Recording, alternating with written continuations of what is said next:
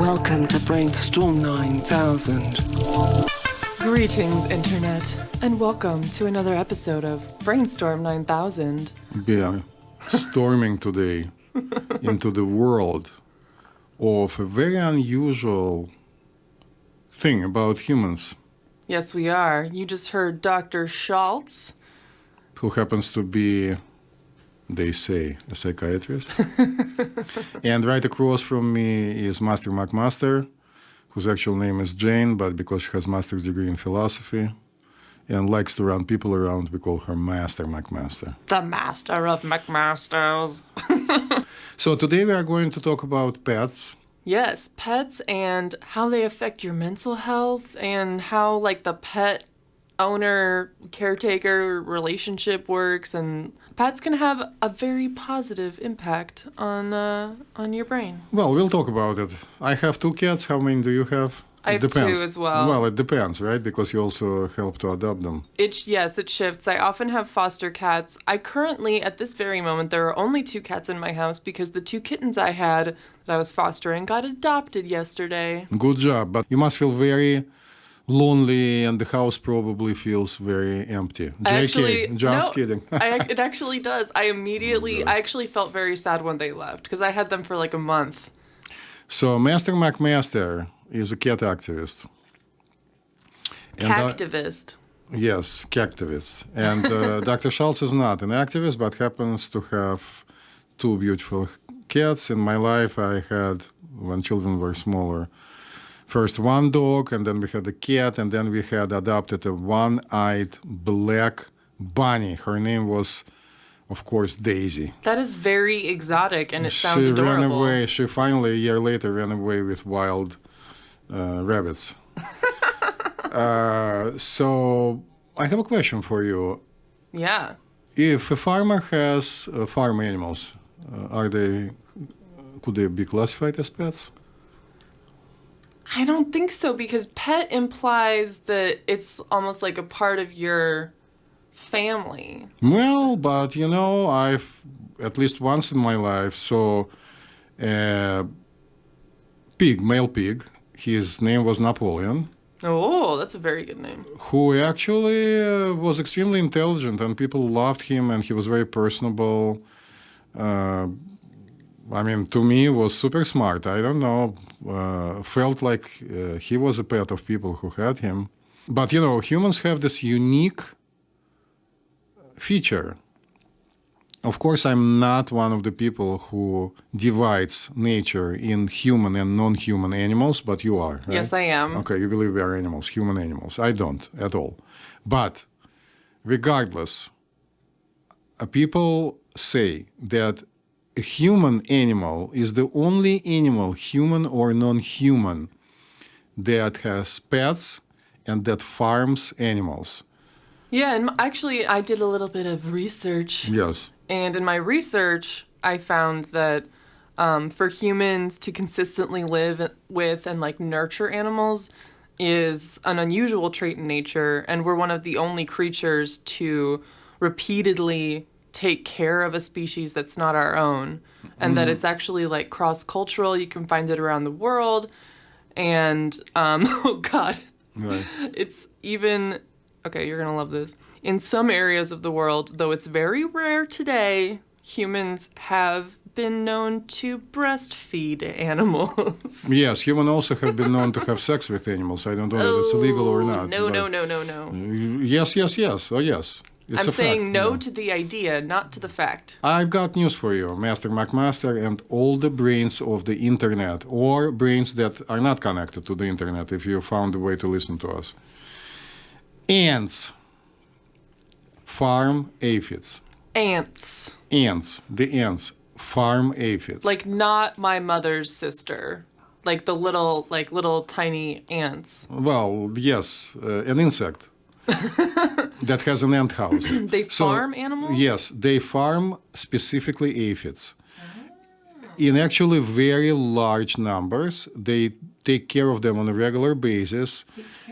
Feed them in a particular way and collect their poop, because apparently it connects something that then they can eat. It's a very well-known scientific fact, and if somebody wants to Google it, of course, it's very possible. So that is so fascinating. And yeah, like, I mean, the interaction of different species is really interesting. And, there are like symbiotic relationships with like, bacteria that feed on this, and then that's great because they get that out of it. But the idea of a pet, I think, to me, has more of like a domesticated, more of an emotional connotation. So humans have lived alongside a lot of different animals over the centuries, obviously. Yeah, sometimes they had no choice, especially in the beginning. Exactly, yes. But Again, if we believe in evolution. But so humans have always lived alongside non-human animals, I'm gonna say, and I know it irritates you when I'm saying it. Anyway. No, it doesn't irritate me. I mean, if you believe that you are an animal, that's totally fine by me. I don't believe you're an animal. But so only certain kinds of animals have been like domesticated to live with humans. Depends on who you talk to. For example, I met once in my life a family where she was very, very much connected to animals, and they had resources. So they had a horse. Then the horse became lonely, and somebody suggested to buy a goat, a male goat, for the horse as a companion. A nice goat friend. So they did, and the goat became a pet for them and for the horse. There was only one little thing. It turned out it was a female goat who gave birth. was a pregnant female goat. Then, of course, they have a number of cats, indoor cats. They had a couple of dogs. They had a large house with a lot of land. And then she started adopting skunks. Oh. How does one do that? I don't know. She just started feeding a skunk, and the skunk got used to her and would go on her arms, and actually was very friendly. She held the skunks? Oh, yeah, no problem. Oh, wasn't she afraid they were going to spray her? No. She was one of these people who is totally, completely connected to the nature. Like there completely, are some people that are just like animal people. Yes. That are just really good with animals. Yes. So I'm pretty sure in some countries there are significantly larger pets. Like, again, my question is, if you have a horse, which you don't sell to anybody, don't eat, right? Don't milk, and just have a horse. Sometimes take a ride, sometimes don't. Yeah, I think that... Is it your pet? Or for American Indians in the old times or even now, horses were their pets, right? Yeah, no, I think that counts as a that pet. Counts? Okay. So I think there's a difference between like a working animal and then like sort of what people come to consider as like a part of their family. Like a companion. Yeah, like a companion. That's the perfect word, because a lot of, people can like have like a herd of sheep, but they use them to like shear them for their wool. That's what they produce, right? Yeah, but they can. But one of them can become their pet. Yeah, definitely. I've heard. Miley Cyrus has a pet pig that she lets sleep on the couch. Yes, she's not the only celebrity. I think they are very cute and allegedly super smart. Yeah, very intelligent, which is why it's sad that we do terrible things to them. But you are a vegetarian?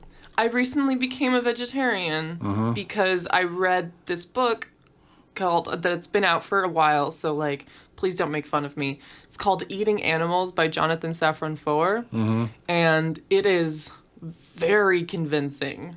It's a very convincing argument about the animal industry, the meat industry, even the fish industry. It's sad. It's very sad. Maybe some other time we'll talk about vegetarianism. As you know, I was a vegetarian for many years. Currently, back to being a vegetarian, and God knows what's going to happen next. But today we are talking about pets. I hope nobody eats their pets, do they? There's no like an animal Dahmer, like Jeffrey Dahmer, who eats pets, right? Well, like actually, so you mentioned that I do cat rescue. Right. We do our adoption events at the same place that this dog rescue group does, and they are a Korean dog rescue because they rescue dogs from Korea that are raised in dog farms specifically for meat to Right, eat because I they know. still eat dogs in Korea. Yes, and But- in some parts of China they used to eat monkeys. I don't know. But like, so I think that's different though, because those then dogs are not pets that then they eat. They're like raised for meat. Right, so let's So- name usual pets. So dogs and cats, or cats and dogs, since we like cats, right? Cats and dogs, mice. Yeah, People have pet mice, pet rats, yes. iguanas. Which sounds very weird, but okay. then now we are going to talk about pet snakes also. People have pet snakes. Yes. Fish is also a pet or no? Yeah, I think fish count as pets. Aren't they stupid? Or it doesn't matter, for as long as they keep you company. I don't think it matters. Okay. There's something about, and so that's why I think the psychology of, the pet-human relationship is so interesting because there's something about just having another living creature in the room with you, Right. even if it's a fish that can't talk to you, that you can't pet. There's something about that is just so comforting. Oh yeah, of course. Then speaking about talking or not talking to you, we of course should mention parrots in particular and birds in general. Yeah, parrots are so funny. I actually recently met a guy who has a parrot who talks, and he showed me a video. It's kind of funny. That's awesome. Sometimes makes you think that they intentionally use words, Yeah. which probably they do. Mm-hmm. So who else can be a pet? Can you have a pet ant? People have ant farms. I don't know. I guess that would count as a pet. You can have sea monkeys. What is a sea monkey? It's kind of like you buy them kind of like how you buy an ant farm. It's just a bunch of little Things. fish type things in so it's water. not a that- monkey. So it's not a monkey. It's not a monkey. People do have monkeys as Yeah. pets. I hope nobody has an ape as a pet. It's Apes are not extremely legal intelligent. here in Yeah. the U.S. But I don't know that anybody can afford to have pets anywhere else of that size, other than in very rich countries. because it does cost money. So let's talk a little bit about what pets actually do for us and what actually we do for pets. So I can give you an example from my life. When I was very, very young in Moscow, after graduating high school, worked for a year as a lab technician in a very large cardiology lab. And I had access to a place where they housed all different kinds of lab animals on which they conducted different experiments. And they had a pretty large population of cats. And I totally fell in love with a Siamese little kitty. I don't know that he was very, very little, but was pretty little. Siamese cats are so pretty. Yes, and I would come every day and spend time by his cage and feed him. And finally, they told me that if I want to, I can adopt him because he constantly has diarrhea and they cannot work with him. So I told about it my parents. For you to know, in the family where I grew up, we never had any pets. I grew up without any pets. Didn't feel any problem with that. I grew up with dogs. So she finally, after me nagging her for I don't know how long, gave me an okay. My father also decided to conduct an experiment, and I brought him in. And it was one of the best things I've ever done in my life for animals because, of course, we helped him not to have diarrhea anymore. By the way, you would be surprised, at least our listeners who are from the United States. In Russia, a routine way to feed cats before the 90s, when Russia became Russia, not the Soviet Union, in the movies and everywhere else, you saw that you give a cat a bowl of milk. Yeah. And you buy fish. Mm-hmm. So that's how he was fed. We would buy cheap but relatively fresh fish for him, and he would drink milk. Here it's totally abnormal. Yeah, well, and I think it kind of depends on who you talk to. Like, even within the cat community, there's a lot of controversy. But in general, like, milk, like cow milk, every time I tried to feed it to my cat as, like, a special treat, they just threw it up because their body just wasn't accustomed to it. Right. And it's also kind of said that at least for, like, young cats, right, you're supposed to feed them, more like turkey or beef or rabbit or lamb or something because they have more protein, which is better for their development. But Well, they're hunters. They need something warm with blood. yeah, So and there's probably even rats, and all these poor little animals that they catch. yeah. Well, there's even a movement now to feed cats raw meat, Right. not just raw fish, like raw meat, like frozen rabbit and things like that. Well, one of our cats, the moment meat appears in the house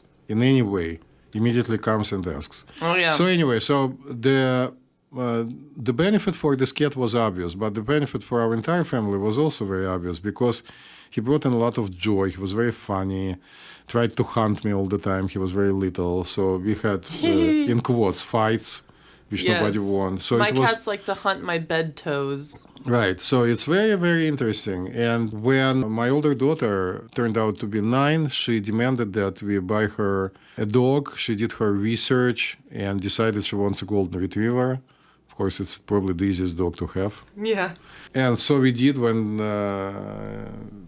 it was possible, and it was an amazing experience. My parents believed until their last day that this dog understood exactly every single word we say. And I kept telling them, look, research shows that they understand only 200 words. I don't know how they conduct this research. I know they definitely understand the word walk. Well, I would, and we spoke Russian with him, of course, so I would say, let's go. Yeah, they even understand when you pick up an item that you usually use to walk them, whatever usually. Okay.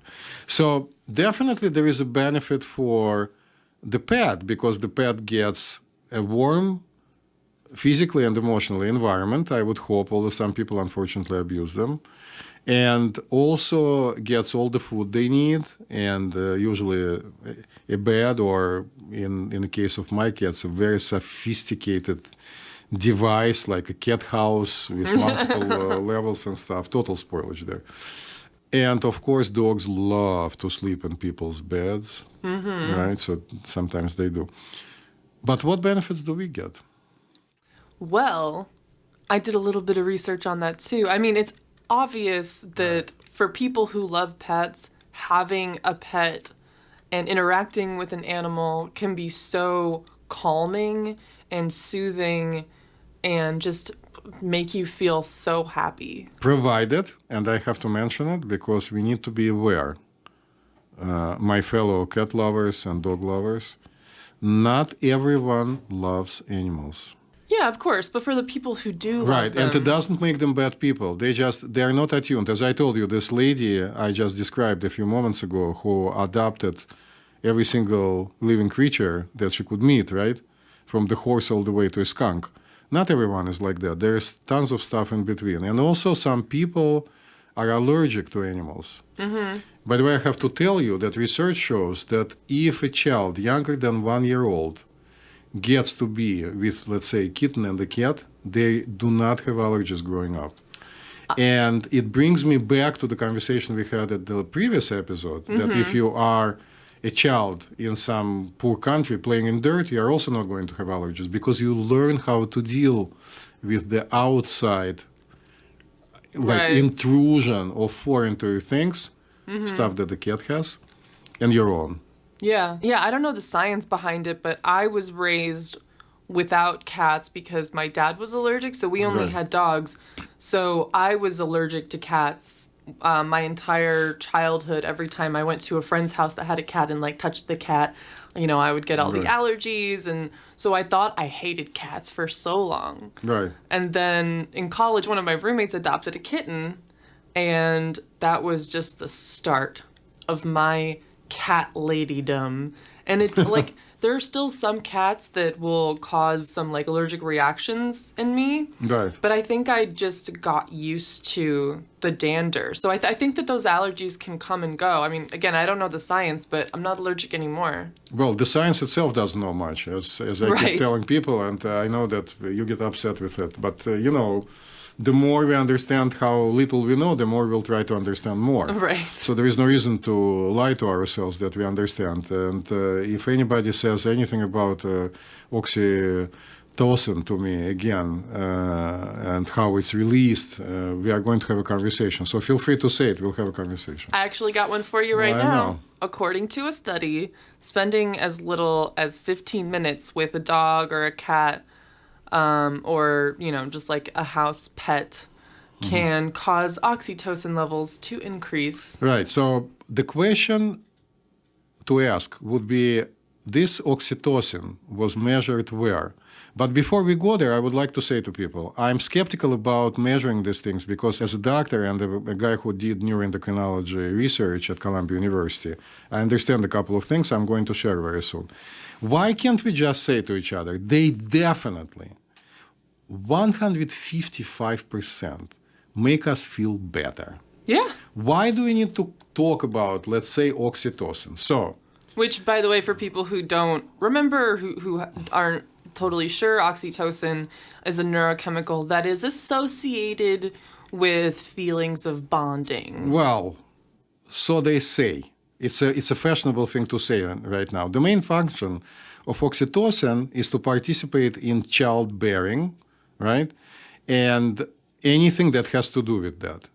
So it's released in the brain, and when you measure, and there have been studies done again and again, when you measure oxytocin or serotonin, which I'm not even sure you can measure in blood, it has almost nothing to do with what's happening with these things inside of your brain. The brain has a blood-brain barrier that works both ways. And if you really want to measure serotonin, oxytocin, you either have to measure it directly in the brain, you'll kill a person, or in a cerebrospinal fluid, as close to the brain as you possibly can. So if you do a spinal tap, which is in the lumbar region, first of all, I don't know how many people are going to volunteer, and then just think about it. So you just held the cat, or you are holding the cat right now, and somebody says, look, why don't you lie down on your left side, take down your pants, and we are going to stick a needle in your lumbar. And then, since we are in the United States, they are going to read out to you all your rights and what might possibly go wrong with you. I know where you're going with this. So anyway, so cats and dogs and rabbits, we forgot to mention them. Some people have them, remember? Yeah. Yeah. Make you feel significantly better. I want to just throw out there a little counter argument. Right.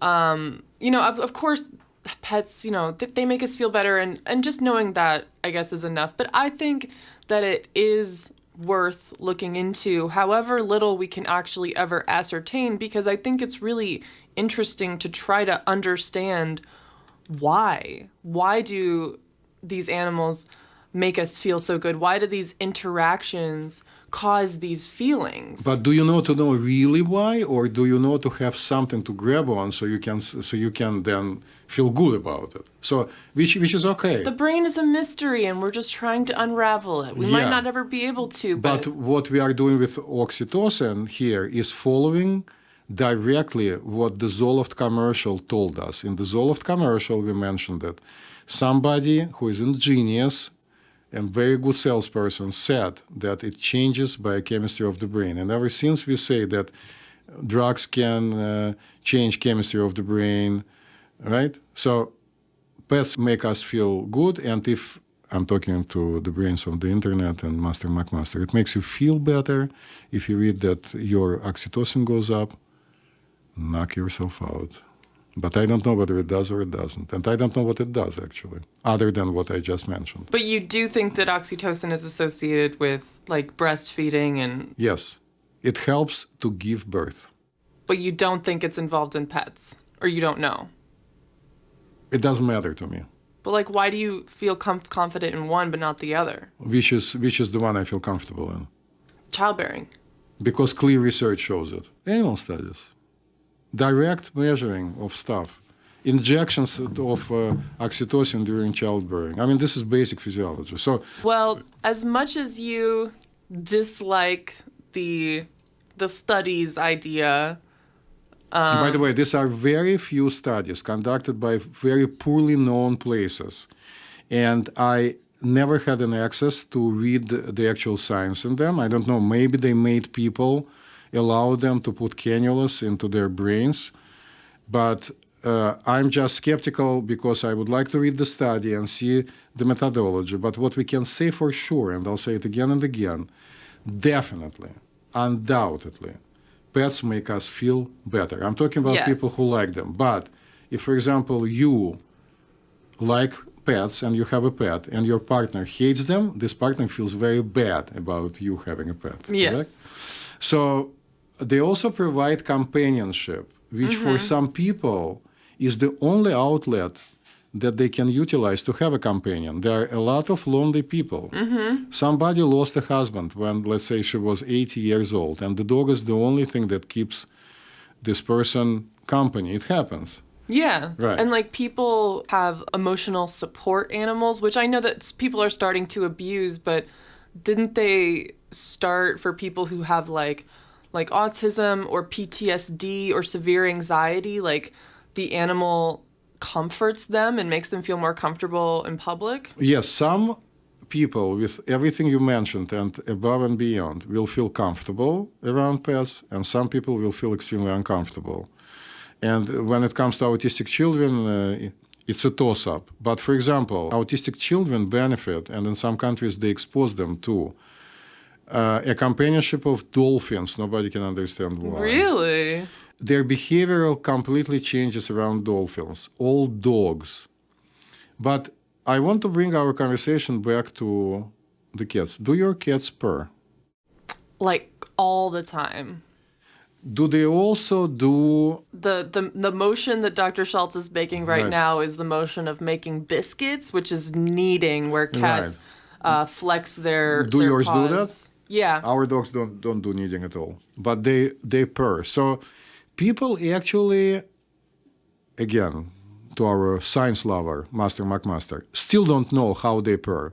Okay, with all the science, it seems to be a mechanical event. They don't even know where the purr comes from. Seriously. It's so cool. Yes. Do you think lions purr? Probably. Yes, they do. Do you think tigers purr? Probably. No, they don't.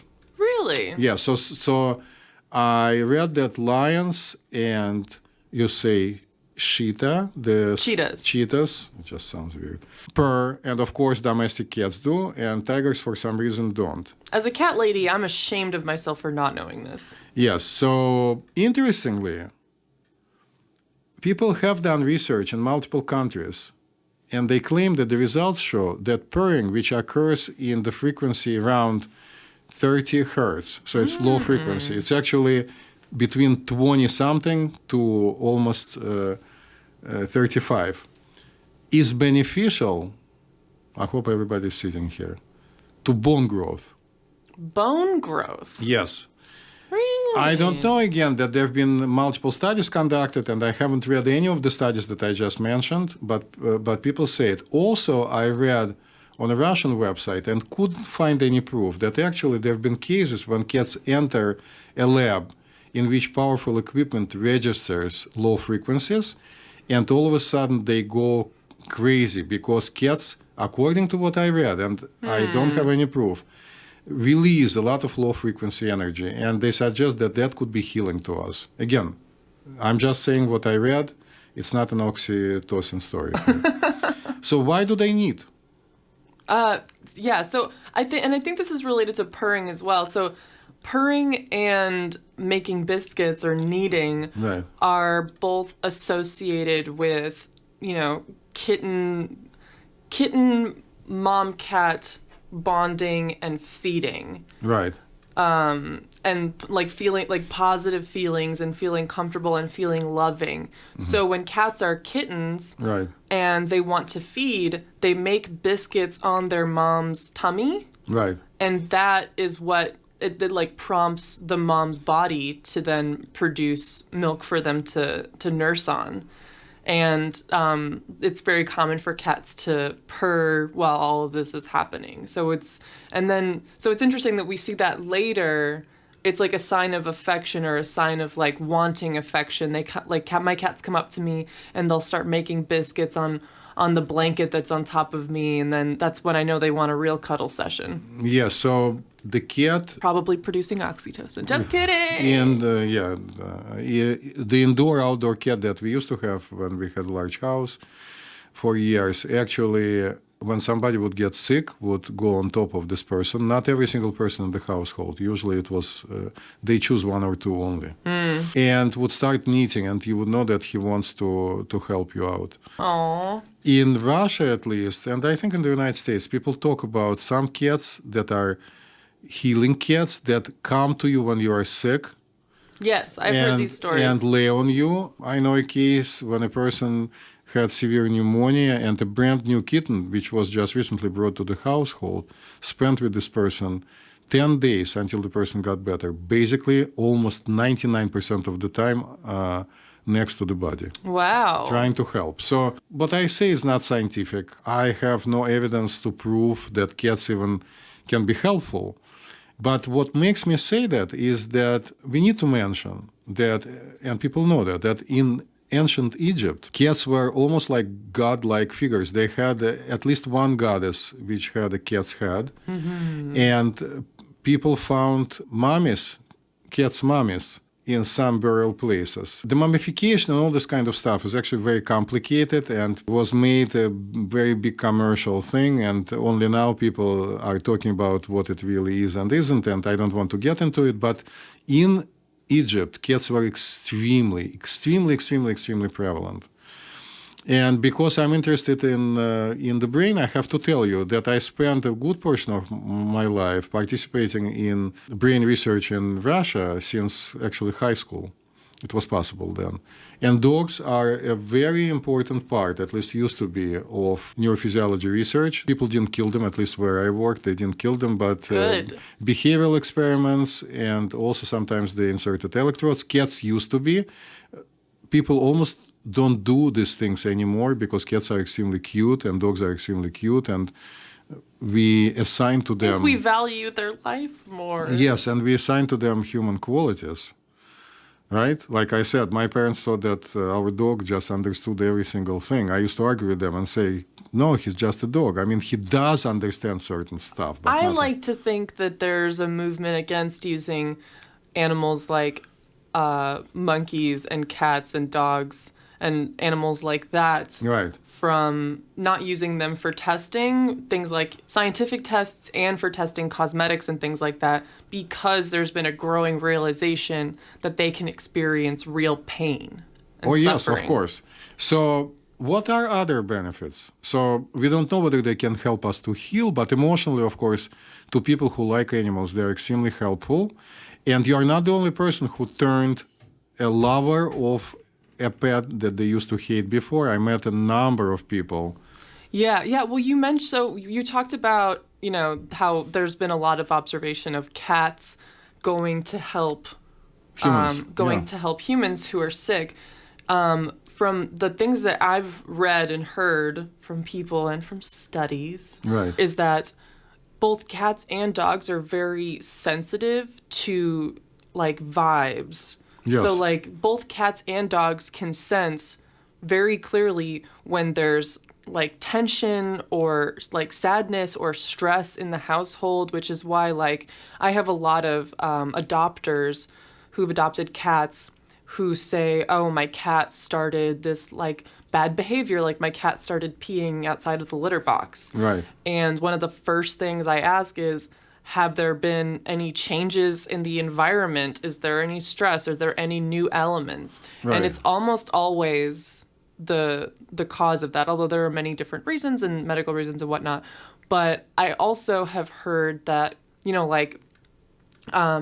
emotional support dogs, right, for people with anxiety, they can sense when someone's anxiety is really building and when they're about to have a panic attack.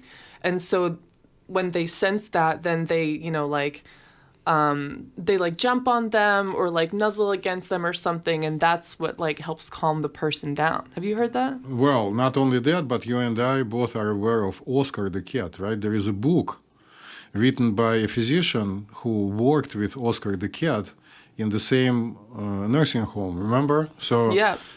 Oscar the cat became famous because a doctor who worked there, who actually didn't believe these reports at all, noticed also, after the staff of this nursing home told him, that Oscar a regular street cat who was adopted to the nursing home and was kind of unfriendly with people. 2 or 3 days before one of the clients would pass away, would start coming to the bed and spending almost the entire day with the person. It's so weird. So knew that the person is about to die and needs company. So bizarre. The book is a popular book. You can buy it on Amazon.com. What's it called? Oscar. Making the Rounds with Oscar is the name of the book. We should probably give people the name of the doctor who wrote the book. Yeah. Interesting.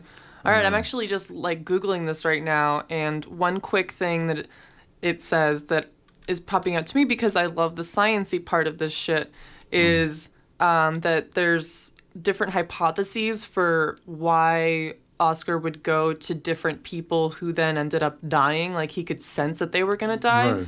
And one of the hypotheses is that the cat could pick up on a lack of movement in the patients that were dying, or that he could smell biochemicals released by dying cells.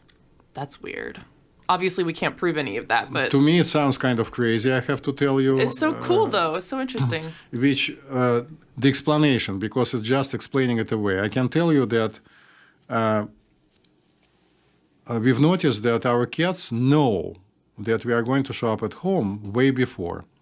So I decided to buy a camera that monitors them. So I went to B&H, it's a big store in New York, and bought a high-definition camera that can record for hours and hours and connects to your phone. And we immediately found out that 20 minutes before we appear in from anywhere, not on the schedule, using any mode of transportation, both cats already sit by the door from the inside and wait. There is no way they can smell or hear because I saw this video. It's bonkers. Right. It's actually quite crazy. So then I bought a second camera, and we are actually making a movie about it. And probably by the time we are finished editing this episode, you'll be able to see the video on YouTube. It's close on the horizon, so look out for it. Our YouTube channel, right? BrainTech 9000. Exactly, BrainTech 9000 people. So then it turns out there's been at least one study in England which showed the same thing about dogs. Yes, we feel uncomfortable. I don't feel uncomfortable, but a lot of people feel uncomfortable when people try to talk to them about telepathy or other things that seem crazy to them. But we have a cell phone. We do have cell phones. Cell phone connects to another cell phone using Bluetooth. Right. It's a relatively primitive compared to even a cat's brain device. A cat's brain, according to different sources, has around 300 million neurons. Mm-hmm. A dog's brain, according to different sources, has around 180. They say that cats have more because they have a very prominent visual part of the cortex. Of course, I presume that the animal who has most of neurons, more than anybody else, should be an elephant, has a huge brain, right? And they're super smart. Humans have 100 billion neurons. Right. iPhone doesn't have so many elements. So it's completely conceivable, without being crazy, that if our devices that we humans design have Wi-Fi and Bluetooth, why won't our brain have it? We don't know about it, right? We can't identify it. We don't know on what frequency it works. Because that assumes that the like computer chips and the wiring inside of your cell phone is similar to that. No, it's not brain. similar. But what happens is it's a receiving and sending device. So it's like a radio that can receive also, right? So there is a code involved in the particular frequency that our phone sends out. So another phone can recognize it and vice versa. So, but who is to say that we don't have that? We don't need to invite the aliens to say that it was designed by the aliens. It could have been designed by nature. That's possible. And cats definitely and dogs know that we are coming, right? Technically. Do you think animals communicate with each other? Let's say your cats, do they communicate non-verbally? I don't know. I don't know if I would say that I've seen something like that. So I don't have an opinion yet, But I heard from people who breed cats in Moscow, that's where our cat's from, that actually cats make noises only to talk to people. That I don't find accurate, because I know that if one of our cats decides to go poop in a remote area, it makes particular sounds to call another cat in. For some reason, they have to be together during this process. I don't understand. My that. cats love pooping together. Right. I don't know why. But on the other hand, I can tell you that they move in a very quiet way, and during a lot of games, they hide from each other, and they can still walk, and the other cat cannot identify where the cat is. So when food is given in a silent manner, let's say a treat, right? Because when you open the can, they can hear, of course. But Oh, yeah. if in a silent way anything happens, the other cat shows up right away from a different part of the house. So it's kind of amazing to me, but I don't know. And the dogs definitely know what's going on. Dogs wait for their owners also, sometimes for a very long time. Yeah. I mean, there could be a lot of explanations that don't involve Right. telepathy, but telepathy is just a way, it's a way to talk. I don't know why it makes you so uncomfortable. Telepathy is just a way to say, we have Wi-Fi or Bluetooth. This primitive thing has it. Why can't we have it? I'm not saying that I have a proof that we have it, but it's a possibility. So anyway, back to our pets. So the benefits are the companionship. If a child is around the pets, most likely from a very young age, probably no allergies. But of course, the negative side is that if you bring a pet home to an allergic child, it's not good. right. They are funny. Yes, very funny. My cats make me laugh every single day. Then you told me that you were surprised to learn, right? That also they make people exercise. Remember? Oh yeah. So one of the things that I found about like how pets can help humans Right. is that dogs promote exercise, which improves your mental health also. Which like it seems so obvious now that, but I just it just never occurred to me before because Right. you have to walk dogs, you have to play with them. They're very active. Cats are a little bit more low maintenance. Well, speak about your cats. Our cats demand attention all the time. It's sometimes even too much because you come home tired from work and they're already there, waiting for you by the door, sometimes with their toy.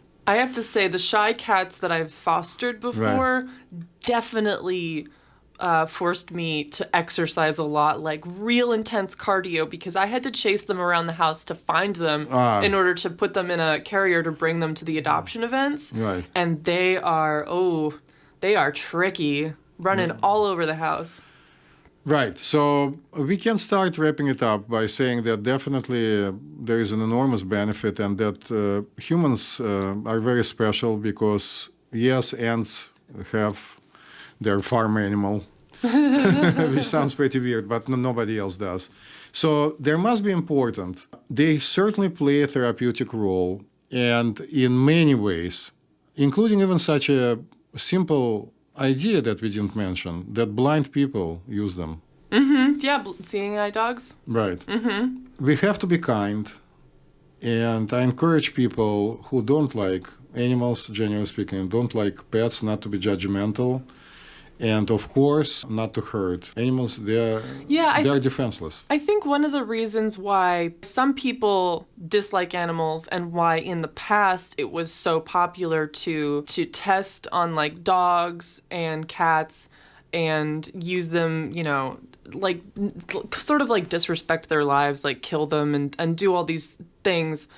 I think that was more prominent because for a while there was this predominant idea, this Cartesian idea from Descartes, that actually animals don't think and feel the same way that humans do. They're more like robotic. They're just like, it's like input, output, but there's no actual like feeling in the way that humans feel.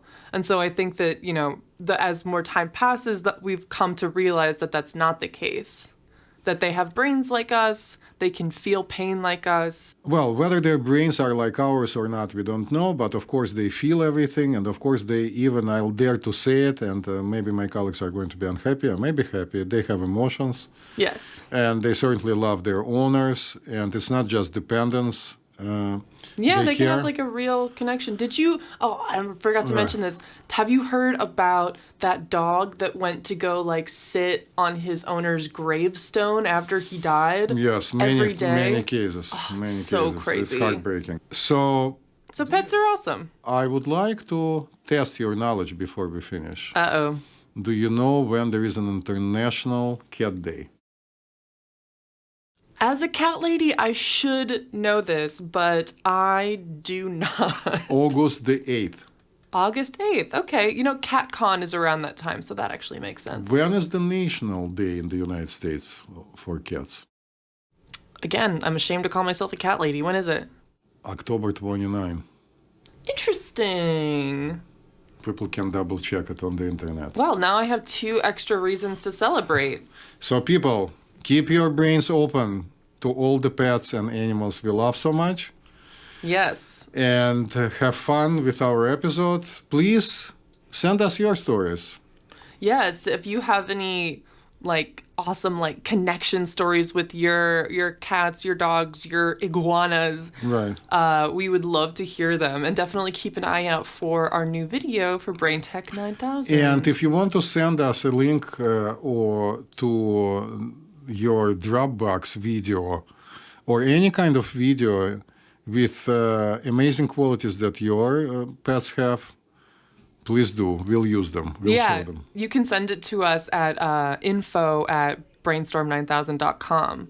And also on that note, if you want to be like notified and like ready for when this cat episode comes out for Brain Tech 9000, you can go to Brain Tech 9000 on YouTube right now and just hit the subscribe button, and then it'll notify you when it comes up. Exactly. Have fun. Okay, goodbye, Earthlings.